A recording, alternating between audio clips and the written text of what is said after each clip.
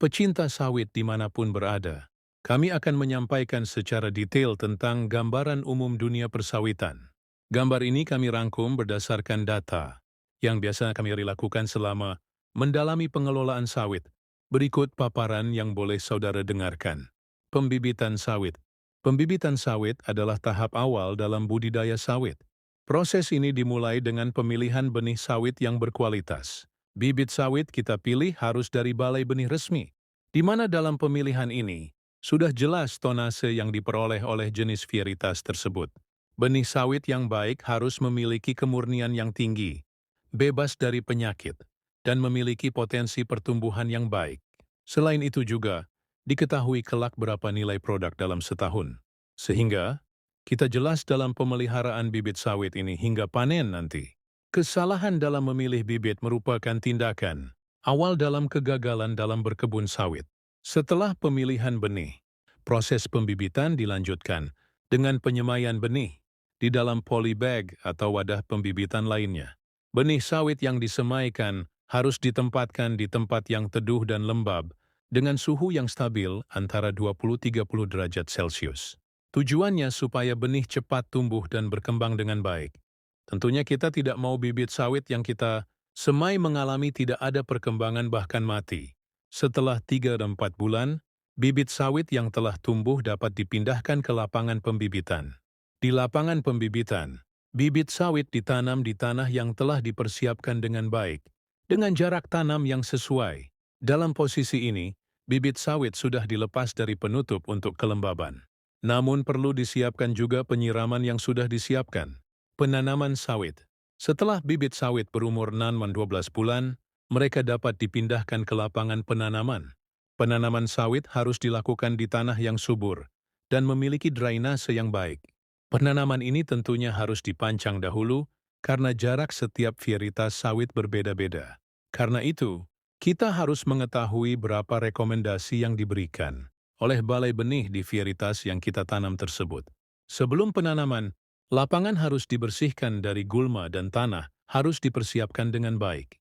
Penanaman sawit dapat dilakukan secara manual atau menggunakan mesin penanam. Setelah penanaman, sawit memerlukan perawatan yang baik, termasuk pemupukan, pengairan, dan pengendalian hama dan penyakit. Perawatan sawit. Perawatan sawit adalah tahap yang sangat penting dalam budidaya sawit. Perawatan yang baik dapat meningkatkan produktivitas sawit dan memperpanjang umur tanaman. Perawatan sawit meliputi beberapa kegiatan, seperti pemupukan sawit. Harus dilakukan secara teratur untuk memastikan bahwa tanaman mendapatkan nutrisi yang cukup. Pengairan. Pengairan sawit harus dilakukan secara teratur untuk memastikan bahwa tanaman mendapatkan air yang cukup. Pengendalian hama dan penyakit. Pengendalian hama dan penyakit. Sawit harus dilakukan secara teratur untuk memastikan bahwa tanaman tidak terinfeksi oleh hama atau penyakit. Hama dan penyakit sawit. Hama dan penyakit sawit adalah ancaman yang serius bagi budidaya sawit. Hama dan penyakit dapat menyebabkan kerusakan pada tanaman dan mengurangi produktivitas sawit. Beberapa jenis hama dan penyakit sawit yang umum dijumpai adalah hama kutu putih. Hama kutu putih adalah hama yang umum dijumpai pada sawit. Hama ini dapat menyebabkan kerusakan pada daun sawit dan mengurangi produktivitas sawit. Penyakit busuk pangkal batang. Penyakit busuk pangkal batang adalah penyakit yang umum dijumpai pada sawit. Penyakit ini dapat menyebabkan kerusakan pada pangkal batang. Sawit dan mengurangi produktivitas sawit. Pengendalian hama dan penyakit sawit. Pengendalian hama dan penyakit sawit dapat dilakukan dengan beberapa cara, seperti penggunaan pestisida. Pestisida dapat digunakan untuk mengendalikan hama dan penyakit sawit. Namun penggunaan pestisida harus dilakukan dengan hati-hati dan sesuai dengan petunjuk yang ada. Penggunaan varietas sawit yang tahan hama dan penyakit. Varietas sawit yang tahan hama dan penyakit dapat digunakan untuk mengurangi risiko hama dan penyakit sawit. Penggunaan teknik budidaya yang baik. Teknik budidaya yang baik, seperti pemupukan dan pengairan yang teratur, dapat membantu mengurangi risiko hama dan penyakit sawit. Panen sawit. Panen sawit adalah tahap akhir dalam budidaya sawit. Panen sawit biasanya dilakukan setelah sawit berumur 3-5 tahun, tergantung pada varietas dan kondisi lingkungan. Panen sawit dapat dilakukan secara manual atau menggunakan mesin panen. Setelah panen, buah sawit dikirim ke pabrik pengolahan sawit. Pengolahan sawit melibatkan beberapa tahap, yaitu 1. Perebusan. Buah sawit yang telah dipanen direbus untuk mematikan enzim yang dapat merusak kualitas minyak. 2. Pengupasan. Buah sawit yang telah direbus dikupas untuk memisahkan biji dari daging buah. 3. Penghancuran. Daging buah sawit dihancurkan untuk memisahkan minyak dari serat. 4. Pemisahan. Minyak sawit dipisahkan dari serat dan biji. 5. Pengolahan lanjutan. Minyak sawit dapat diolah, lanjut untuk menjadi berbagai produk, seperti minyak goreng, sabun, dan kosmetik. Manfaat sawit. Sawit memiliki banyak manfaat, yaitu minyak goreng. Minyak sawit dapat digunakan sebagai minyak goreng yang sehat dan bergizi. 2. Sabun dan kosmetik.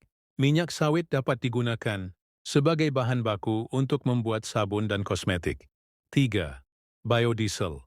Minyak sawit dapat digunakan sebagai bahan baku untuk membuat biodiesel. 4. Pakan ternak. Biji sawit dapat digunakan sebagai pakan ternak yang bergizi. 5. Bahan baku industri. Sawit dapat digunakan sebagai bahan baku untuk membuat berbagai produk industri seperti plastik dan tekstil. 6. Sumber energi. Sawit dapat digunakan sebagai sumber energi yang terbarukan dan ramah lingkungan. 7. Penghasil devisa. Sawit dapat menjadi penghasil devisa yang signifikan bagi negara yang menghasilkannya. 8. Pemberdayaan masyarakat. Sawit dapat menjadi sumber pendapatan yang stabil bagi masyarakat yang terlibat dalam budidaya dan pengolahan sawit. Berikut adalah penjelasan lebih lanjut tentang manfaat sawit. 1. Minyak goreng. Minyak sawit dapat digunakan sebagai minyak goreng yang sehat dan bergizi. Minyak sawit memiliki kandungan asam lemak yang seimbang, sehingga dapat membantu menjaga kesehatan jantung dan mengurangi risiko penyakit kronis lainnya. 2. Sabun dan kosmetik. Minyak sawit dapat digunakan sebagai bahan baku untuk membuat sabun dan kosmetik. Minyak sawit memiliki sifat yang dapat membantu melembabkan dan menghaluskan kulit, sehingga banyak digunakan dalam produk perawatan kulit. 3. Biodiesel. Minyak sawit dapat digunakan sebagai bahan baku untuk membuat biodiesel. Biodiesel adalah bahan bakar yang terbarukan dan ramah lingkungan, sehingga dapat membantu mengurangi ketergantungan pada bahan bakar fosil dan mengurangi emisi gas rumah kaca. 4. Pakan ternak. Biji sawit dapat digunakan sebagai pakan ternak yang bergizi. Biji sawit memiliki kandungan protein dan lemak yang tinggi, sehingga dapat membantu meningkatkan kesehatan dan produktivitas ternak. 5. Bahan baku industri. Sawit dapat digunakan sebagai bahan baku untuk membuat berbagai produk industri, seperti plastik dan tekstil. Sawit memiliki sifat yang dapat membantu meningkatkan kekuatan dan ketahanan produk, sehingga banyak digunakan dalam industri manufaktur. 6. Sumber energi. Sawit dapat digunakan sebagai sumber energi yang terbarukan dan ramah lingkungan. Sawit dapat diubah menjadi bahan bakar, seperti biodiesel, atau digunakan sebagai bahan baku untuk membuat listrik. 7. Penghasil devisa. Sawit dapat menjadi penghasil devisa yang signifikan bagi negara yang menghasilkannya. Sawit adalah salah satu komoditas yang paling banyak diperdagangkan di dunia, sehingga dapat membantu meningkatkan pendapatan negara. 8. Pemberdayaan masyarakat. Sawit dapat menjadi sumber pendapatan yang stabil bagi masyarakat yang terlibat dalam budidaya dan pengolahan sawit. Sawit dapat membantu meningkatkan kesejahteraan masyarakat dan mengurangi kemiskinan, sehingga dapat membantu meningkatkan kualitas hidup masyarakat.